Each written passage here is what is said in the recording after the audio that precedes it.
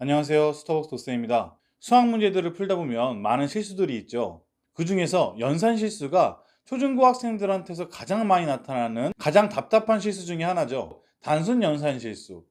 고등학교, 중학교 학생들한테 가장 많이 나오는 실수 중에 하나니까 너무 쉽게 생각하고 넘어갔다가 계속 이런 단순 연산 실수를 반복하게 돼요.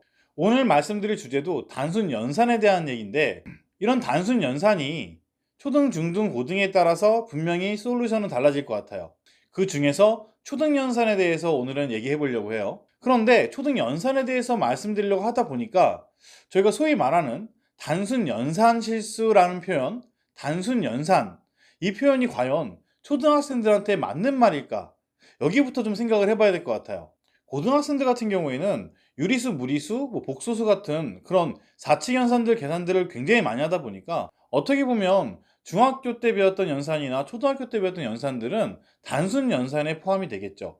하지만 초등학생들은 어떨까요? 이제 막 분수, 소수, 자연수 혼합 계산 이런 것들을 처음 배우는 우리 초등학생들 입장에서는 단순 연산이란 표현은 조금 조심스럽게 해야 되지 않나라고 생각을 해요. 연산도 엄연히 개념이 있습니다. 최근에 제가 초등학교 학생 학부모님하고 상담을 하다가 제가 깜짝 놀란 적이 있었어요. 학생이 초등학교 5학년 학생인데 그 학부모님 말에 따르면 연산은 빠르고 정확하게만 풀면 되니까 중1 과정에서 많이 나오는 역수의 개념이나 통분이나 약분하는 방법도 여러 가지 방법이 있는데 그런 것들도 최대한 빠른 방법만 선택해서 제일 최단 코스로 연산을 빠르게 하는 것에 집중을 하셨다라고 하면서 저한테 이런 얘기를 하시더라고요. 그래서 중학교 2학년, 3학년 과정까지 최대한 연산을 빠르게 하면 되는 거 아니겠느냐. 전 이 말을 듣고 굉장히 놀랐어요. 혹시 이 영상을 보시는 저희 구독자분들도 똑같은 생각을 하고 계시다면 빨리 마음을 바꾸셔야 돼요.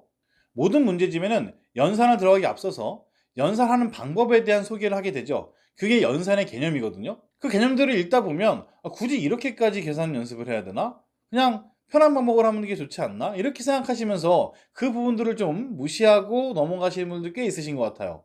그런데 그런 부분들이 초등 과정에 있는 이유는 다 이유가 있어요. 실제로 제가 그 초등학교 5학년 학생한테 5분의 1을 소수로 한번 바꿔볼래? 라고 했더니 초등학교 6학년 과정에서 배우는 소수의 나눗셈을 이용해서 소수로 바꾸더라고요. 5분의 1 한수를 소수로 바꿔봐 했더니 진짜 나눗셈을 한다는 거죠. 혹시 지금 이 말을 들으시고 그게 뭐가 잘못됐는데? 라고 생각하신다면 영상을 끝까지 반드시 보셔야 돼요.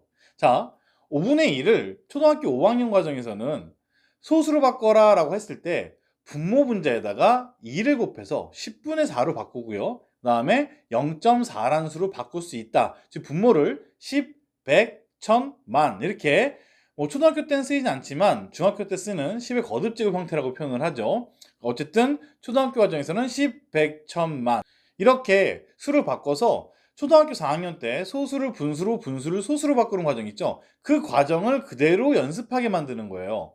자, 이 과정이 그냥 나눗셈을 했을 때 무슨 문제가 생기냐라고 물으시면 자, 저희가 초등 과정에서 배우는 분모를 10이나 100, 이런 1000, 이런 10의 거듭제곱 형태로 바꾸는 연습들은 실제로 중학교 2학년 과정에 유한소수와 순환소수를 구분하는 그런 개념으로 발전을 시키거든요. 그래서 분모에 2 또는 5만 존재할 때 우리가 유한소수가 될 수 있다라고 그 개념에서부터 파생되는 여러 가지 유형들 문제로 뻗어나가게 돼요.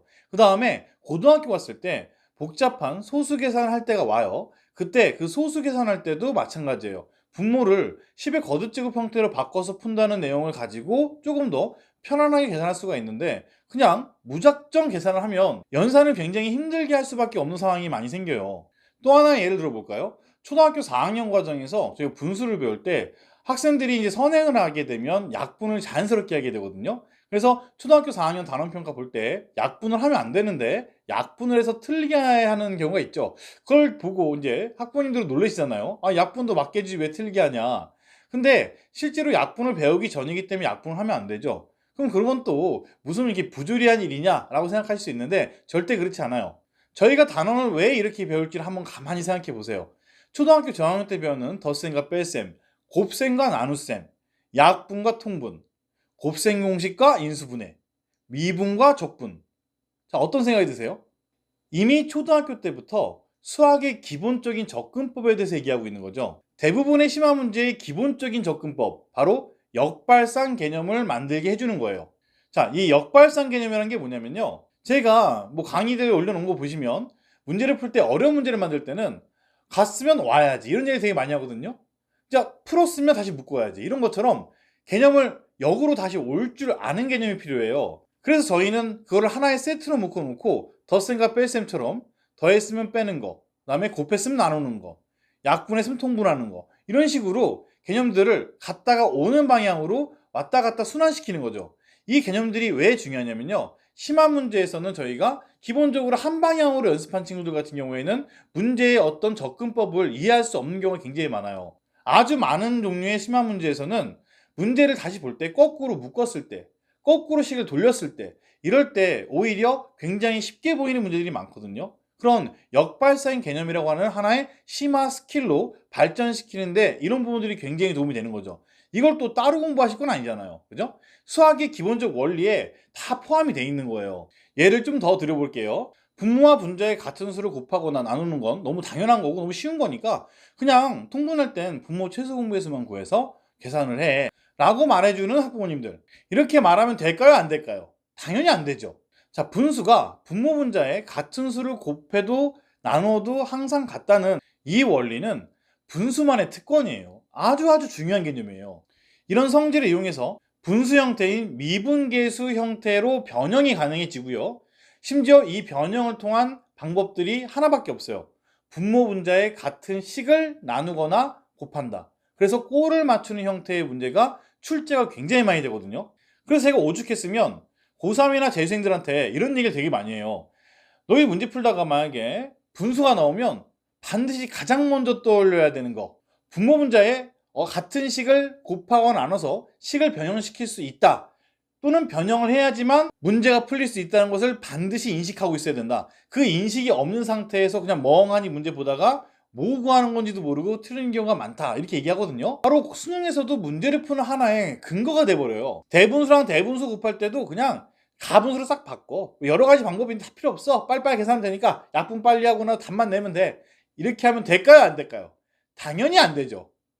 대분수도 자연수와 진분수, 자연수와 진분수로 분할을 하고 서로 곱하는 방식을 분명히 책에서 알려줘요.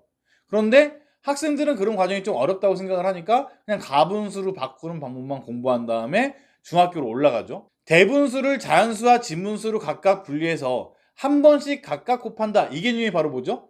분배 법칙이에요.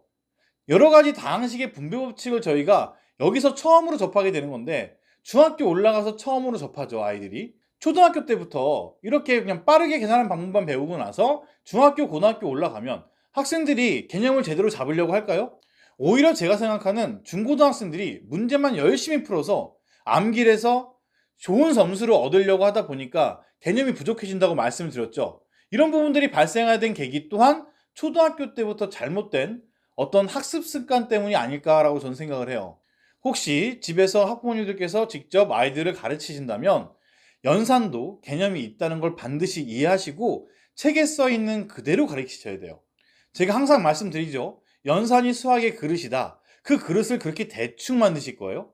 그건 정말 안 좋은 습관이겠죠. 다시 한번 말씀드리지만 초등학생에게는 단순 연산이라는 게 존재하지 않아요. 다 모두 처음 배우는 아이들 입장에서는 단순할 리가 없잖아요. 고등학생, 중학생 또는 저희 어른들 같은 경우에는 당연히 한번 배웠으니까 초등학생들이 배우는 연산 정도는 단순하다라고 볼 수 있겠지만 실제로 초등학생들의 입장에서는 절대 단순할 리가 없다는 거죠. 반드시 책에 써 있는 연산법 그대로 설명할 줄 알아야 되고 여러 가지 방식들을 풀 줄 알아야 되는 게 진짜 초등학교 과정이에요. 제가 힘든 사고력, 엄청 어려운 것들을 하라고 말씀드리는 게 아니에요. 연산에도 기본적인 사고력은 들어간다. 아주 기본적인 사고력을 하지도 않은 학생이 생각의 깊이가 생길 리가 없잖아요. 연산할 때도 내가 어떻게 하면 더 빨리 계산할 수 있지? 어떻게 하면 효율적으로 계산을 할 수 있을까? 이런 생각들이 다 초등학교 때 배우는 이런 방법들, 이런 데서 오는 게 아닐까 저는 생각을 해요. 이 부분이 걱정돼서 영상을 준비했고요. 다음 영상은 더 좋은 영상으로 찾아뵙도록 하겠습니다. 감사합니다.